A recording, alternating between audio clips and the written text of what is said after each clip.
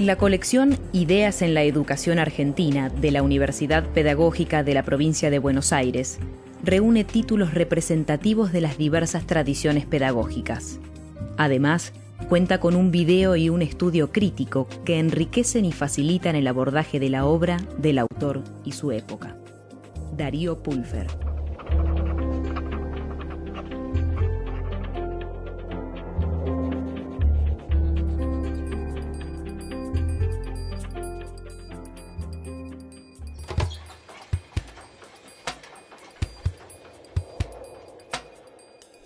El lento progreso de las sociedades humanas ha creado en estos últimos tiempos una institución desconocida a los siglos pasados. La instrucción pública, que tiene por objeto preparar las nuevas generaciones en masa para el uso de la inteligencia individual, por el conocimiento, aunque rudimental, de las ciencias y hechos necesarios para formar la razón, es una institución puramente moderna, nacida de las disensiones del cristianismo y convertida en derecho por el espíritu democrático de la asociación actual. Hasta ahora 2 siglos había educación para las clases gobernantes, para el sacerdocio, para la aristocracia, pero el pueblo, la plebe, no formaba, propiamente hablando, parte activa de las naciones.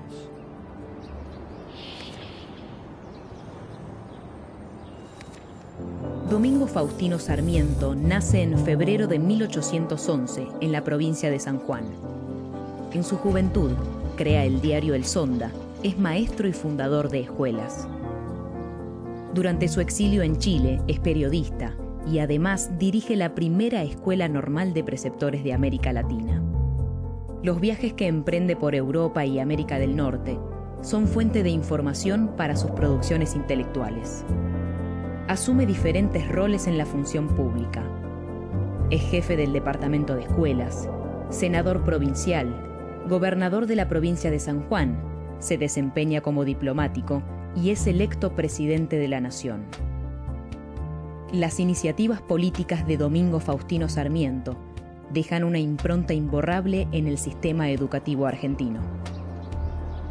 Estamos en el Museo Sarmiento, en el barrio de Belgrano, un lugar que efectivamente sirve mucho para entender lo que fue su vida, la variedad de su vida como diplomático, como militar, como educador, como político. Acá está todo lo que conservamos de su vida y de su memoria y sirve también como un lugar que nos permite entender buena parte de su pensamiento.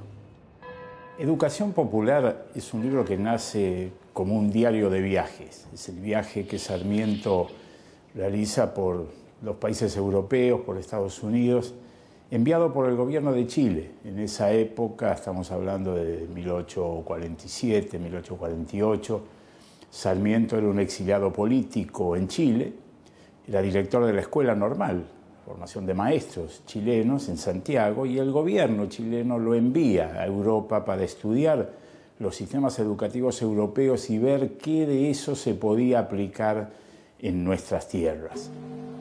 Sarmiento en su viaje encontró 2 modelos distintos de enfrentar el problema educativo. Esquemáticamente uno podría decir que esos 2 modelos pueden estar representados por Francia y por Estados Unidos.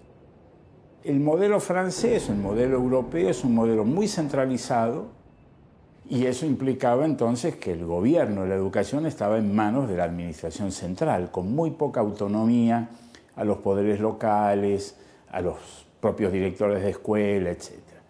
Y el modelo americano era un modelo donde la educación estaba en manos del municipio, de los agentes locales, porque no hacía falta tampoco imponer un modelo único, primero porque los americanos, como migrantes de Gran Bretaña, defendían muy fuertemente su libertad, su autonomía, su individualismo, y luego además porque efectivamente había mucha homogeneidad en los poderes locales, cosa que no existía en Francia y tampoco acá en Argentina. Ahora, Sarmiento viene muy influido por ese modelo de administración y también muy influido por la importancia que en Estados Unidos se le daba a la escuela primaria. Esa es la otra gran diferencia entre los 2 modelos. La educación popular particularmente tiene una particularidad que es mostrar la complejidad del fenómeno educativo. Todo el libro va desde las dimensiones más estructurales, gobierno, administración, financiamiento, la educación, hasta el detalle de los maestros, cómo tienen que enseñar, los métodos didácticos en la sala de clase. Luego de la declaración de la independencia y hasta algunos años posteriores a la sanción de la Constitución Nacional de 1853, la situación del actual territorio argentino se caracteriza por las guerras civiles en torno a diferentes proyectos políticos en pugna. A partir de 1862, Buenos Aires se une a la Confederación Argentina, generándose así condiciones políticas favorables para la conformación del Estado Nacional. Este proceso está fuertemente ligado al diseño de las políticas públicas en el ámbito educativo, orientadas a construir la identidad nacional.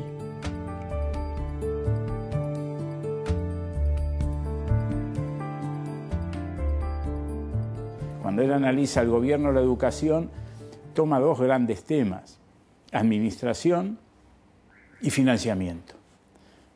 En el tema de la administración, el gran debate era entre elegir un modelo centralizado de gestión educativa o descentralizado. Sarmiento era claramente partidario de un modelo descentralizado, con mucha influencia del municipio.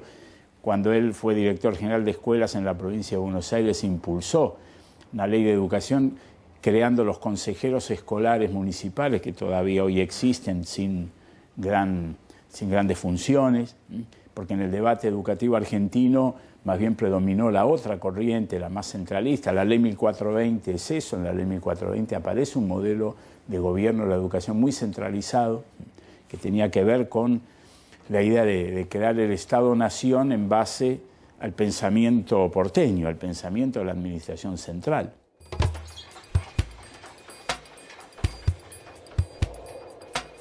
La enseñanza primaria constituye un ramo de la administración pública. El Estado preside a la educación, la dirige e inspecciona.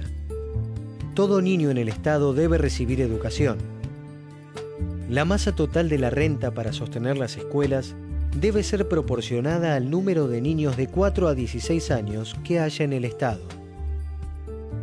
Y el otro gran capítulo en esto del gobierno es el financiamiento, donde también se aprecia esta idea. Sarmiento creía en la necesidad de un financiamiento educativo permanente, pero él decía, en términos realistas, para financiar la educación tenemos que pedirle a los ricos que paguen la educación de los pobres. Y la mejor manera de hacerlo, decía él, no era con una administración central, sino local. Los ricos, decía él, van a estar más dispuestos a financiar la educación de los pobres de su localidad, sus vecinos, del medio en el cual los rodea, y no pensar en rentas generales más abstractas que seguramente, decía él, no iban a contar con el apoyo financiero de las familias más enriquecidas. Pero lo interesante es cómo él percibe, insisto, esta importancia de un gobierno de la educación con participación local y con un financiamiento permanente que asegure la educación de los más pobres. La instrucción de las escuelas obra sobre cierta masa de niños reunidos, y un sistema de enseñanza no es otra cosa que el medio de distribuir en un tiempo dado la mayor instrucción posible al mayor número de alumnos. Para conseguirlo, la escuela se convierte en una fábrica, en una usina de instrucción, dotada para ello del material suficiente, de los maestros necesarios, local adecuado para que juegue sin embarazo el sistema de procedimientos, y enseguida un método de proceder en la enseñanza que distribuya los estudios con economía de tiempo y dé mayores resultados. En términos didácticos, Sarmiento no es un pedagogo, ni pretende serlo, pero tiene algunos aspectos importantes que, por ejemplo, el gran respeto al maestro. El centro del proceso de enseñanza-aprendizaje es el maestro. Él tiene que ser el educador, entonces educador no solo por lo que enseña, sino por lo que él transmite como persona, sus conductas, sus valores. Y termino con esto, ¿no? El gran indicador del carácter contracultural de esta propuesta pedagógica fue traer a las maestras americanas de Boston a que dirigieran y manejaran las escuelas normales formadoras de maestros en la Argentina. Si había algo contracultural era eso. Mujeres protestantes, no manejaban el idioma, ella se encargaba de formar a nuestros maestros. Las salas de asilo tienden más a preparar la educación moral del niño que a su instrucción, sin descuidar esta última como medio de invertir el tiempo. La edad de los alumnos de estos establecimientos no ha de pasar de 7 años ni bajar de 2. Su objeto es modificar los vicios del carácter, disciplinar la inteligencia para prepararla a la instrucción y empezar a formar hábitos de trabajo, de atención, de orden y de sumisión voluntaria. Las salas de asilo es un capítulo entero del libro que tiene una actualidad enorme. Y el análisis de Sarmiento en el libro fue muy importante demostrar la importancia que tenía que desde los primeros años de vida hubiera alguna oferta educativa, especialmente para los más pobres, los marginales, aquellos sectores de población donde la socialización primaria, esos primeros años de vida, se realizaba en condiciones muy deterioradas, tanto desde el punto de vista material como cultural. Entonces él proponía la idea, ¿no?, de crear antes de entrar a la escuela esta oferta de educación inicial que tenía esta forma del asilo, que era una forma extrema, o sea, significaba sacar al chico de su familia, pero en muchos casos no había familia, o una familia ausente. Y bueno, más allá de la actualidad que pueda tener concretamente el contenido de esas salas, lo importante es el concepto, la idea de que hay que empezar lo más tempranamente posible con la tarea educativa. La obra de Sarmiento no puede dejar de ser polémica, incluso hasta por su magnitud. Si uno mira, las obras completas de Sarmiento ocupan más de 50 tomos.